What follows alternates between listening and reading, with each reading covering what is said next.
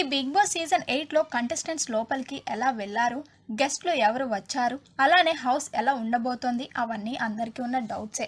నేను వాటిని క్లియర్గా చెప్తాను, వినండి.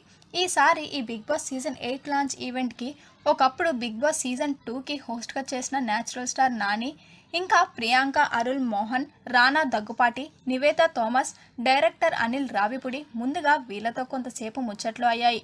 నాగార్జున గారు 4 వారాలు నాని గారిని హోస్ట్గా చేయమన్నారు. కానీ నాని గారు అది తప్ప ఇంకేమన్నా చేస్తా అని చెప్పారు.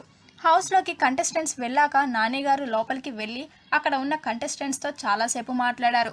అలాగే అక్కడికి గెస్ట్గా వచ్చిన రానాని 4 వారాల పాటు, నివేదా థామస్ని 2 వారాల పాటు హౌస్లో ఉండమని నాగార్జున గారు అడిగారు. కానీ అది జస్ట్ జోక్గానే. ఇప్పుడు హౌస్లో డీటెయిల్స్ దగ్గరికి వెళ్దాం. ఈసారి హౌస్లో మొత్తం 3 బెడ్రూమ్స్ ఉన్నాయి. హౌస్ మొత్తం కూడా యానిమల్ థీమ్లోనే ఉంది.